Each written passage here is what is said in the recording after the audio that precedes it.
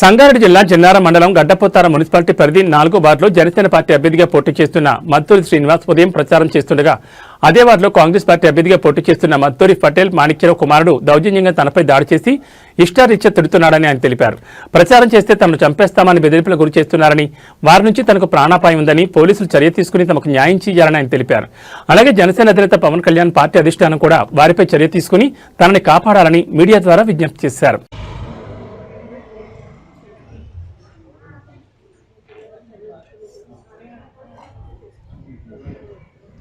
మా అధ్యక్షుడిని పవన్ కళ్యాణ్ గారిని కూడా తక్షణమే రెస్పాండ్ కావాలని కోరుతున్నాను సార్. పవన్ కళ్యాణ్ గారు, నేను మన పార్టీ నుంచి పోటీ చేస్తున్నాను.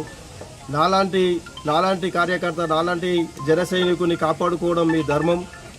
మీరు అది కాపాడుకుంటారు, నన్ను కాపాడుతారు అని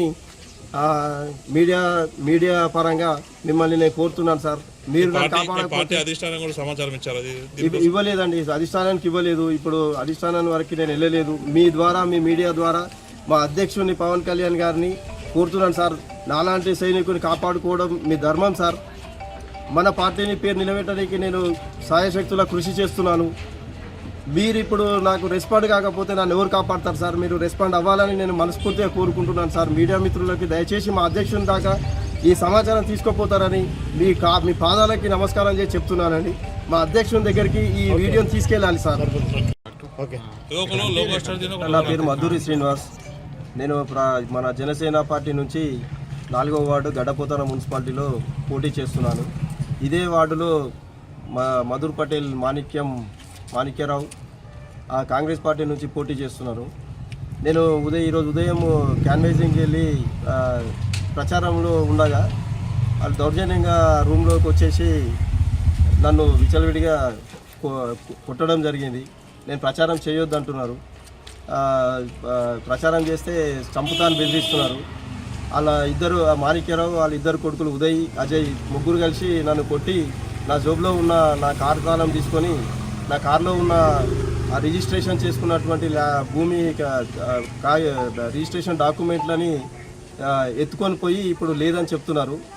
లంజగొడక, నువ్వు ఎట్లా చేస్తావురా, నువ్వు పోటీ ఎట్లా చేస్తావు లంజగొడక అనేసి ఇట్లాంటి పదాలతో తిట్టినారు. నేను ప్రచారం చేస్తే చంపేస్తా అంటున్నారు. నాకు ఓటు వేసిన వాళ్ళని చంపేస్తా అని బెదిరిస్తున్నారు. మా అల్లుడు దీపక్ అనే అతని దగ్గరికి వెళ్ళి పేపర్ కూడా, మేము రాసుకున్నటువంటి పేపర్లు అవన్నీ ఓపెన్ చేసి దౌర్జన్యంగా కొట్టి అవన్నీ తీసుకుపోయి ఇప్పుడు ఏం లేదని చెప్పి మా దగ్గర లేవని చెప్తున్నారు. నేను డైల్ 100కి కాల్ చేసి కంప్లైంట్ ఇవ్వడం జరిగింది. సిఐ గారు రెస్పాన్స్ అయ్యారు. మళ్ళీ కంప్లైంట్ ఇవ్వడానికి రమ్మన్నారు. మళ్ళీ సిఐ గారు వచ్చి నేను చూసిపోతా అని చెప్తున్నారు. వాళ్ళ మీద తక్షణమే చర్య తీసుకోమని సిఐ గారికి విజ్ఞప్తి చేస్తున్నాను. సార్, ఇలాంటి దౌర్జన్యాలను అరికట్టండి సార్. మాలాంటి వాళ్ళు ఇట్లాంటి రౌడీలు మా ఊర్లో ఉంటే మేము బతకలేము సార్. మీరు వచ్చి కంప్లైంట్ చర్య తీసుకోండి సార్. మీరు దీన్ని సీరియస్గా తీసుకోగలరని మనవి చేస్తున్నా సార్.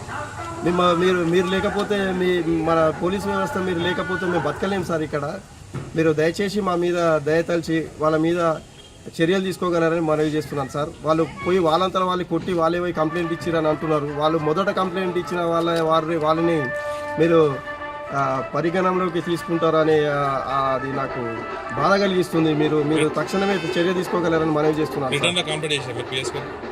ఏందండి, నేను రిటర్న్లో చేయలే, డైల్ 100కి చేసిన. ఇప్పుడు వెళ్ళి నేను రిటర్న్లో కూడా కంప్లైంట్ చేస్తాను. తక్షణమే సిఐ గారికి విజ్ఞప్తి చేస్తున్నాను. దయచేసి మమ్మల్ని రక్షించండి. వాళ్ళు ఈ 2 రోజులలో బయట తిరిగితే చంపేస్తాను బెదిరిస్తున్నారు. మీరు దయచేసి నా మీద నన్ను కాపాడవలసిందిగా కోరుతున్నాను సార్.